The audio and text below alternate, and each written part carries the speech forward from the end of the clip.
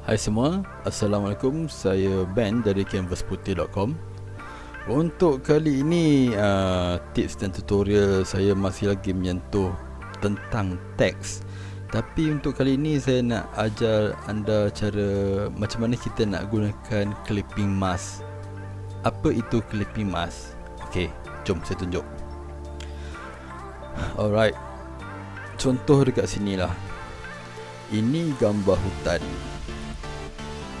Okay, so let's say kat sini kita nak tulis something saya tak keluar ni. Okay, contoh kita tulis kat sini okay,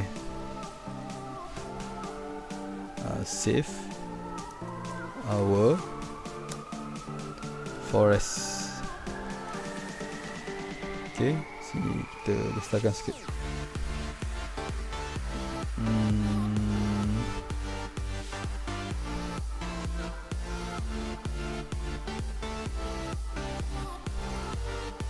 Okay, alright.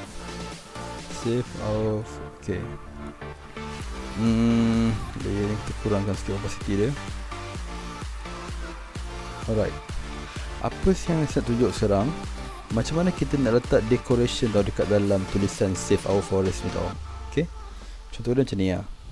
Kita masukkan satu gambar. Okay, alright. Sekarang ni tulisan yang bukan apa, anda nampak daun hijau ni, kita nak masukkan dalam tulisan save our forest ni tau. Okay, benda yang pertama yang kita kena buat ialah kita kena pastikan gambar yang kita nak masukkan dalam tulisan tu dia berada di atas tulisan. So kalau nampak kat sini tulisan apa, background dia kat bawah kan, yang daun ni kan. So kita tolak dia naik atas. Okay, so tulisan dekat bawah. Okay, part yang paling penting sekarang ni ialah okay, dekat yang daun ni anda right click. Okay, ambil create clipping mask. Nampak tak? Dia terus masuk dekat dalam apa, dalam tulisan ni. Itu je sebenarnya cara macam mana nak buat dia. Okay, so dekat sini kalau anda tengok, anda boleh gerakkan dia punya daun ni kan. Okay, nampak tak? Save over. Okay, contoh tulisan dia macam ni.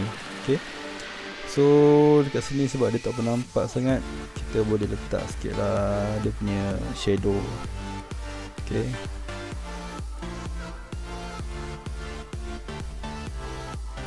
alright, kita tinggi sikit pasti dia.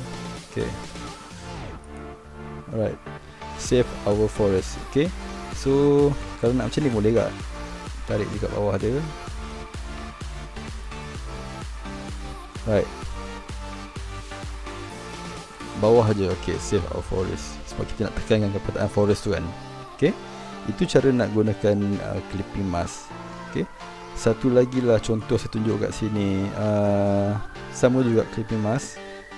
Okay, contoh ni KLCC, kita masukkan teks yang walaupun sekarang ni bulan 10 kan, tak apalah, tulis je Merdeka.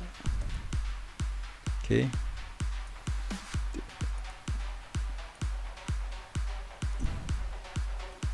okay, Merdeka. Kita ambil tulisan dia bold black. Okay, biar tebal sikit. Okay, ini contoh je Okay, so kita buat benda yang sama juga. Okay, tapi make sure lah anda ada background apa yang anda nak masukkan. Macam saya nak masukkan bendera kat dalam ni.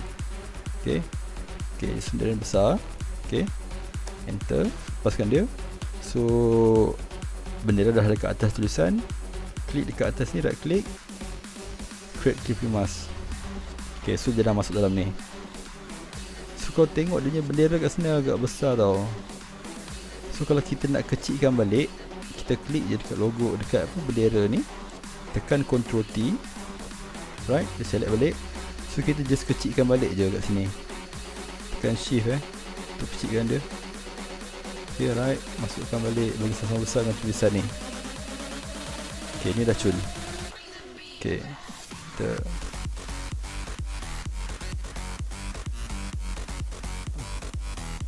okay, so ini benda yang saya nak. So unsur kat sini dah terhasil satu tulisan dan tak perlu design susah-susah pun. Ini je cara untuk nak mudahkan, nak mencantikkan tulisan anda. So saya harap anda faham cara nak menggunakan clipping mask. Okay, anda boleh cuba sendiri, explore sendiri dulu. Okay, so sampai sini saja tips dan tutorial kita untuk kali ini. Jangan lupa thumbs up dan subscribe channel ini. Terima kasih. Ciao.